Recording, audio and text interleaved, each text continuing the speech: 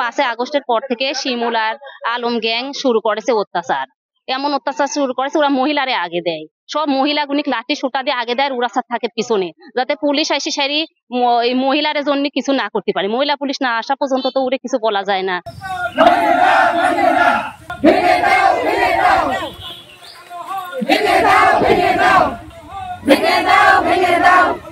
এসে RS record সবকিছুই যার সচলদারের নামে এখান থেকে আমরা জমি ক্রয় করেছি।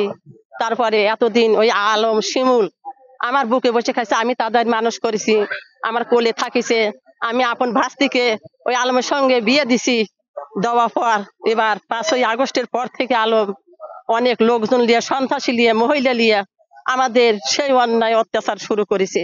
লিগ্যাল সম্পত্তি ওরা মহিলা এবং পুরুষরা এসে আমার বাড়ি ভাঙচুর করে লুটপাট করে নিয়ে যায়, আমরা বাড়ি ছাড়া হয়ে যাই এবং এবং আর্মিরা এসে আমার উদ্ধার করে আমার বাচ্চারে অত্যাচার করে। এমনকি আমরা রাতে ঘুমাতে পারি না, এমন হয় রাত 12টার দিকে ওরা হুমকি দিয়ে আমরা বাচ্চা টাচ্চা নিয়ে পালাই এবং আমরা অনেক দূর যাই। আর ওরা মুখামুখি ভাষা খারাপ করে অনেক কথা বলে। আমরা সে অত্যাচারে আমার মনে করেন রাতের ঘুম শুদ্ধ হয়ে গেছে। আর আমার অত্যাচারে বাড়ি থেকে আবার আমার জমি চলে গেছে, জমি 7 বিঘে জমি আমার ফসল কেটে নিয়ে গেছে। ওদিন এসে হুমকি দেয়, সেদিন এসে হুমকি দেয়। অত্যাচার শুরু করছে, ওরা বাড়ির উপরে হাঙ্গা দাঙ্গামা চালায়। বাড়ি আমরা রাস্তাঘাট দিয়ে আমরা বাপ চাচার আমরা কেউ যেতে পারি না। আবাদি ফসল কেটে ওরা নিয়ে যাচ্ছে, নিয়ে গেছে 7 বিঘের জমি ওরা নিয়ে গেছে। তারপরেও আমরা কিছু বলছেন, আমরা বারবার বলি আমরা প্রশাসনের কাছে বিচার জানাইছি, প্রমাণপত্র সবই আমাদের কাছে আছে, কিন্তু ওরা মানবে না। এই গ্রামে যে অশান্তি চলছে, এই অশান্তি আমরা চাই না।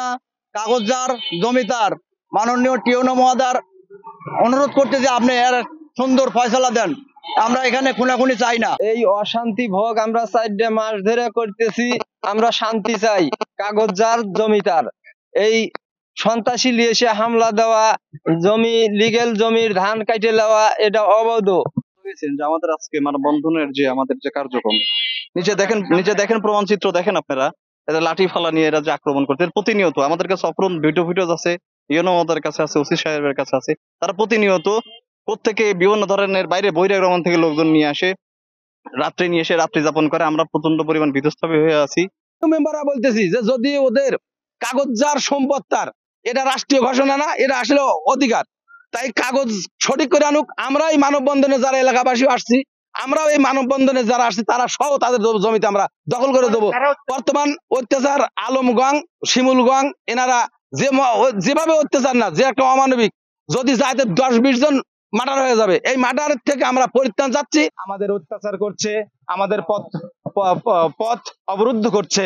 আমরা চাই যে তারা যদি কন্টেস্ট করে আমাদের SARS খাজনা খারিজ বাতিল করে, তাদের নামে SARS খাজনা খারিজ যেটা এসিলেন্ট অর্থাৎ ইউনো মহোদয় যে রায়টা দিয়েছেন, সে অনুযায়ী আসতে পারেন, কোর্ট কাছারির মাধ্যমে জমি যদি পাইতে পারেন, আমরা ছেড়ে দেবো। কিন্তু তারা লাঠি সোটা নিয়ে, ফালা নিয়ে, যত্রতত্র অচেনা অদেখা অনেক সন্ত্রাসী বাহিনী নিয়ে আমাদের আক্রমণ করতে আসে, প্রাণনাশের হুমকি দিচ্ছে।